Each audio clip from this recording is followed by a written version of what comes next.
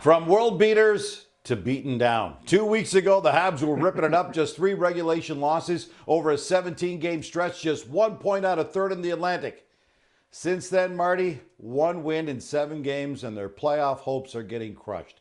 Marty, the trade deadline now just over 4 weeks away. How quickly do the Habs need to start dealing, and how deep should that dealing go? Well, I think the dealing is going to be pretty deep, Gino, because look, it was a great run. You win 13 out of 17. But what it did for me is it just gave you a glimpse as to what the future could be.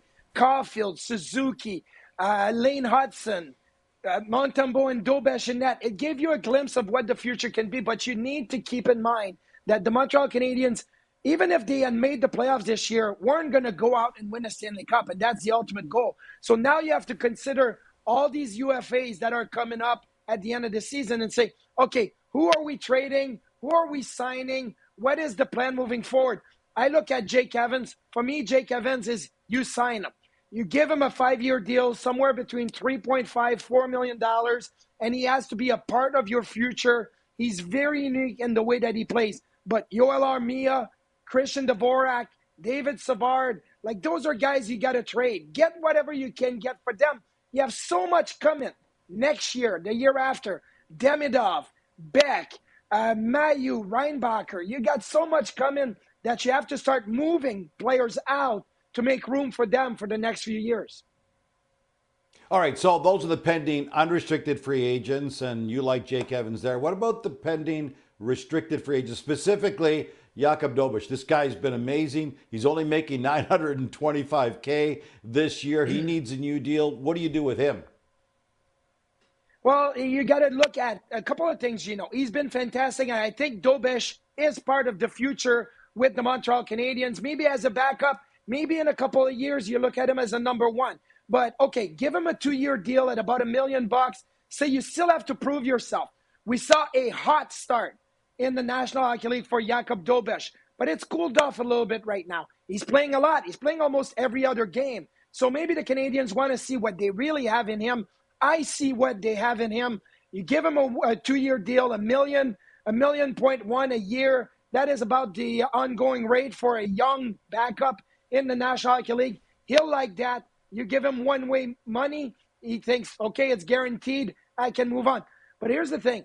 If the Montreal Canadiens are out of the mix, do you consider having Dobeš finish the season in Laval? They have a great team, and then have the experience of the playoffs. I think that's something you have to talk internally. Play him now, but maybe in a month from now you have to think, okay, go finish in Laval, reward him with a contract, and then go on to play in the playoffs in the AHL. Is there anybody on the Habs roster right now that you consider could be strong trade bait to attract a good deal coming back the other way? Somebody you'd be willing to move out to bring in an upgrade? Well, there's a couple of players that I think you have to look as a hockey trade. First is Kirby Dach. Look, Kirby Dach is a good hockey player. Does he fit on a second line for me moving forward? I think you need an upgrade. And if you have Jake Evans as your third line center, you go Suzuki, a hole in the middle on the second line, and then Jake Evans. So I could see a team wanting to acquire Kirby Dach and the Montreal Canadiens looking to, get better as a second line center. Alex Newhook is another one too. You look at Newhook, the contract that he has, maybe the Montreal Canadiens are saying, let's move on from Newhook that still has, years left on his deal and open the door for, like I said, the Owen Beck and the Demidov. You got Patrick Laine healthy now. He has another year left on his deal. So I think that Dach and Newhook would be 2 players that I would think would be, enticing from other teams to look at if the Montreal Canadiens would want to move on from either one of them. Marty with some great ideas about what the Habs could and should be doing between now and the deadline. Now, for the record, all's not lost for the Habs.